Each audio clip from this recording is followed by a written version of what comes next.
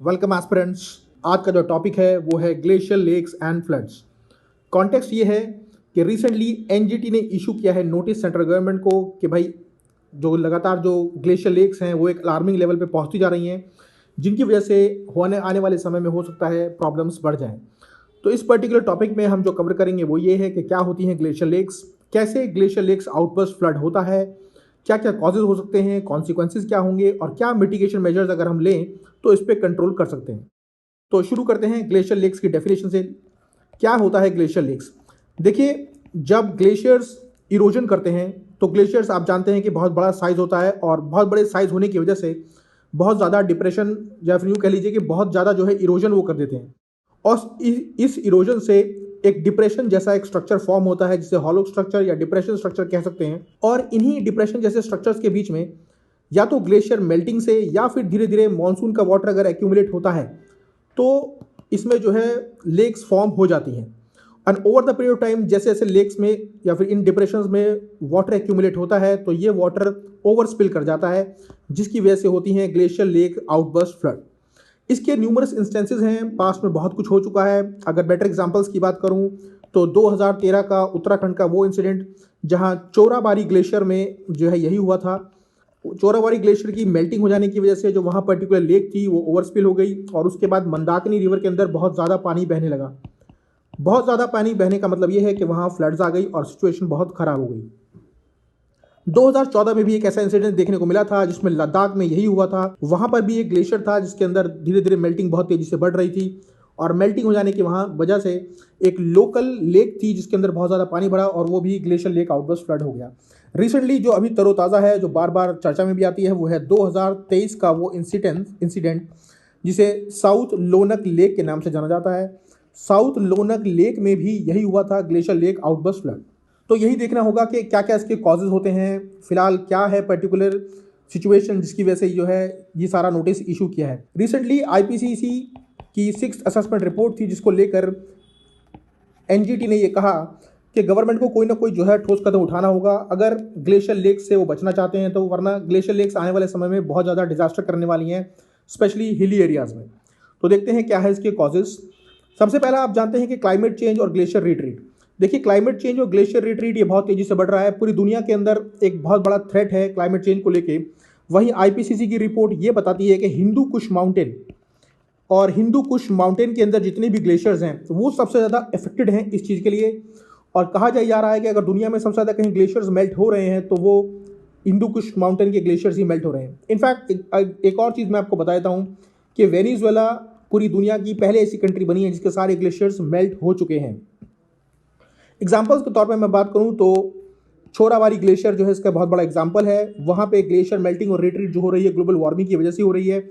और आईपीसीसी की रिपोर्ट भी यही कहती है कि 37% जो ग्लेशियर लेक्स हैं हमारे यहाँ पूरे इंडिया में वो लगभग वल्नरेबल कैटेगरी में आ चुकी हैं और इस स्टेज पे आ चुकी हैं कि वो जल्द ही कुछ ना कुछ डिजास्टर जरूर करेंगे।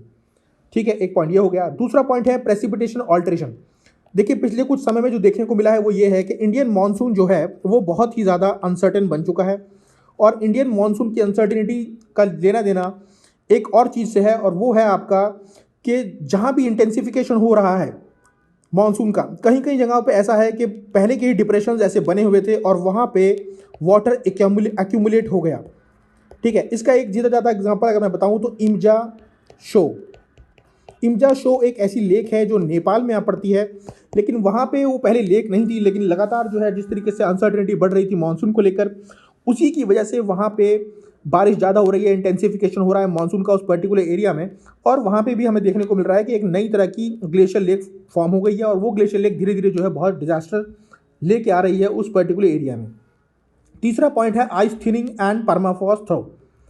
देखिए, ये बात पहले ही प्रूव हो चुकी है कि ग्लोबल वार्मिंग कोई मजाक नहीं है, कोई हॉक्स नहीं है। इनफैक्ट ये एक रियल फिनोमिना है जो तेज़ी से सारे ग्लेशियर्स को खा रहा है, जिसकी वजह से आइस थिन हो रही है, यूँ कह लीजिए कि आइस पतली हो रही है। परमाफ्रॉस्ट वो एरियाज होते हैं जो परमानेंटली जो है आपका फ्रोजन रहते हैं। वहाँ पे भी देखने को मिला है कि वहाँ भी जो है जो ग्लेशियर्स हैं वो पतले पड़ रहे हैं, वो कमज़ोर पड़ रहे हैं। एग्जाम्पल के लिए बात करूँ तो सतोपत ग्लेशियर जो है लगातार पतला पड़ रहा है और उसकी वजह से एक सतोपत लेक भी है वहाँ उसी रीजन में, जिसमें लगातार जो है आपका पानी भर रहा है और ऐसा माना जा रहा है कि फ्यूचर में हो सकता है इसके सतहों पर लेक बहुत बड़ा डिजास्टर जो है खड़ा कर दें। वहीं एक्सट्रीम वेदर्स की बात हो रही है। इन सब ग्लेशियर लेक आउटबर्स्ट फ्लड में एक और चीज़ हो रही है, वो है आपका क्लाउड बर्स्ट। देखिए क्लाउड बर्स्ट एक ऐसा फिनोमिना है जो लगातार बहुत तेज़ी से पकड़ रहा है, एटमॉस्फेयर के अंदर आ रहा है बार बार। अगर आप देखेंगे हर साल उत्तराखंड में जो है सबसे ज़्यादा क्लाउड बर्स्ट देखने को मिल रहे हैं और वजह उसकी जो है ग्लोबल वार्मिंग से कहीं ना कहीं जोड़ी जा रही है। तो जब जब क्लाउड बर्स्ट होता है वो भी अपना जो है वाटर ऐड करता है इन पर्टिकुलर एरियाज़ में, स्पेशली लेक्स में, और लेक्स में ऐड होने की वजह से एक और चीज़ होती है जो होती है वो है फ्लड्स। फिफ्थ पॉइंट है आपका मोरेन इंस्टेबिलिटी। देखिए कई जो ग्लेशियर लेक्स हैं वो ऐसी बनी हुई हैं कि मोरेन्स जो डिपोजिशन लैंडफॉर्म होते हैं वो कहीं फॉर्म हो जाते हैं ग्लेशियर की वजह से, या ग्लेशियर का रेमिनेंट्स होते हैं वो, और धीरे धीरे वहाँ पे डिप्रेशन होती है तो वहाँ पे भी वाटर एक्यूमुलेट होने लगता है। इसको कई कई जगहों पे नेचुरल डैम्स का भी नाम दिया गया है। और ये जो नेचुरल डैम्स हैं ये बहुत ही इनस्टेबल होते हैं, अनस्टेबल होते हैं बहुत ज़्यादा, कभी भी जो है आपका रप्चर हो सकते हैं। तो इनके बारे में ज़्यादा विश्वास नहीं किया जा सकता क्योंकि ये मोरेन जो है बहुत इंस्टेबिलिटी होती है, और इसी की वजह से मोरेन इंस्टेबिलिटी होने की वजह से भी ग्लेशियर लेक आउटबर्स्ट फ्लड हो सकता है। ठीक है, तो ये सब पॉइंट्स जो है याद रखने होंगे जब हम कॉजेज़ की बात करेंगे। तो इसके अलावा अगर आगे चल के मैं बात करूं तो कंसर्न्स की, क्या कंसर्न्स हो सकते हैं पर्टिकुलरली इस ग्लेशियर लेक आउटबर्स्ट फ्लड के। देखिए सबसे पहले तो डाउनस्ट्रीम कम्युनिटीज़। जी हाँ, क्योंकि जितने भी ग्लेशियर लेक आउटबर्स्ट फ्लड होते हैं वो हमेशा हिली एरियाज़ में होती हैं। रिसेंटली जैसे कि मैंने बताया कि साउथ लोनक लेक का आपका एग्जाम्पल, और जब भी इस अपर अल्टीट्यूड पे या हायर अल्टीट्यूड पे किसी तरह का आउटबर्स्ट ऑफ फ्लड होता है तो डाउनस्ट्रीम कम्युनिटीज़ को बहुत ज़्यादा इंपैक्ट होता है, बहुत डिजास्टर्स कॉन्सिक्वेंसेज होते हैं इसके। इनफैक्ट लॉस हो जाता है लाइफ का, प्रॉपर्टी का डैमेज हो जाता है, इंफ्रास्ट्रक्चर भी डैमेज हो जाता है। तो इस तरह की बहुत सी चीज़ें जो हैं वहाँ पे होती हैं। दूसरा पॉइंट है फीडबैक लूप। देखिए फीडबैक लूप का मतलब क्या है। सपोज ऐसा देखिए कि अगर टेम्परेचर हाई होता है तो टेम्परेचर हाई होने से जो है ग्लेशियर्स मेल्ट होंगे, और ग्लेशियर्स की मेल्टिंग से क्या होगा, उनसे एल्बिडो भी कम होगा। एल्बिडो मतलब रिफ्लेक्टिविटी। तो जब एल्बिडो रिफ्लेक्टिविटी कम होगी तो ऑब्वियसली ग्लेशियर्स और मेल्ट होंगे। तो बस यही है आपका फीडबैक लूप, जहाँ पे एक चीज़ से जो है दूसरी चीज़ बढ़ रही है और होते होते एक लूप फॉर्म हो रहा है, और इसी लूप को उन्होंने फीडबैक लूप का नाम दिया है। तो ये देखने को मिला है कि जैसे जैसे ग्लेशियर्स मेल्ट हो रहे हैं वहाँ रिफ्लेक्टिविटी कम होगी, और इसी तरह से एक फीडबैक लूप बनता जा रहा है। Biodiversity disruption. देखिए अगर आप साउथ लोनक लेक की या किसी भी लेक की बात करें, चाहे आप चोराबाड़ी ग्लेशियर की बात करें, 2013 का केदारनाथ वाला जो डिजास्टर है उसकी बात करें, बहुत ज़्यादा जो है डाइवर्सिटी डिसरप्शन हुआ है। यहाँ तक कि जो बायोडाइवर्सिटी है, चाहे वो फॉरेस्ट की फॉर्म में हो या फिर फ्लोरा एंड फोना हो, वो सभी जो है बर्बाद हो जाता है, बहुत ज़्यादा उसमें तबाही होती है। लास्ट पॉइंट है आपका डिजास्टर्स। देखिए जब ये disaster glacier lake outburst flood जो खुद में एक डिजास्टर है, जब ये डिजास्टर होता है तो ये अपने साथ कुछ सेकेंडरी डिजास्टर्स भी लेके आता है। वो कैसे, वो देख लेते हैं। वो ऐसे कि जब भी इस तरह की बहुत ज़्यादा जो है फ्लड के रूप में आती है बारिश या फिर पानी बहता है, तो उनसे माउंटेन्स के जो बेस होते हैं वो भी वीक हो जाते हैं, और माउंटेन्स की जो फाउंडेशन वीक होने लगती है तो उससे होता है आपका लैंडस्लाइड्स। और ये लैंडस्लाइड्स ही जो है आपका सेकेंडरी डिजास्टर की फॉर्म में है, जिनको हम बोल सकते हैं कि ये सेकेंडरी डिजास्टर्स लेके आते हैं। वही रिस्क मिटिगेशन की बात करूंगा कि रिस्क मिटिगेशन में हम क्या कर सकते हैं। सबसे पहला काम जो एजेंसीज को या फिर कंट्री को करना होगा वो है इनकी एक रेगुलर मॉनिटरिंग और एक अर्ली वार्निंग कंट्रोल। मॉनिटरिंग बहुत ज़्यादा ज़रूरी है ताकि हम ट्रैक कर सकें कि कितना वॉल्यूम बढ़ रहा है किसी भी पर्टिकुलर लेक का, क्योंकि वॉल्यूम बढ़ जाने के बाद एक पर्टिकुलर सिचुएशन में ऐसा पहुंच जाता है लेक जब उसको आउटबर्स्ट करने से कोई नहीं रोक सकता। यूज़ किया जा सकता है इसमें सिंथेटिक अपर्चर रेडार, जो बेसिकली इसी काम के लिए यूज़ होती है, जिससे पता लग जाएगा कि एग्जैक्ट वॉल्यूम कितना है किसी पर्टिकुलर लेक का। सेकंड पॉइंट है आपका ट्रांसबाउंडरी वाटर मैनेजमेंट। देखिए जो रिवर्स जिसके अंदर जो है मेल्टिंग होके ये ग्लेशियर्स का वाटर जाता है वो सब ट्रांसबाउंडरी हैं। जैसे अगर ब्रह्मपुत्र की ही बात करूं तो ब्रह्मपुत्र जो रिवर है वो एक ट्रांसबाउंडरी रिवर है जिसको चाइना के साथ शेयर किया जा रहा है इंडिया द्वारा। तो ये जो सॉल्यूशन है, जो इस पर्टिकुलर प्रॉब्लम का सॉल्यूशन है, वो जब तक नहीं निकाला जा सकता, जब तक रिजॉल्व नहीं किया जा सकता, जब तक कि कोलैबोरेटिव एफर्ट्स नहीं करेंगी दो गवर्नमेंट्स या दो देश मिलकर। ठीक है, इस पर बहुत ही कोलैबोरेशन करना होगा, और जो भी डेटा कलेक्ट होता है उसे शेयर करना होगा मेट्रोलॉजिकल डिपार्टमेंट के साथ, ताकि सही समय पे सही एक्शन लिया जा सके। थर्ड पॉइंट है कैपेसिटी बिल्डिंग का।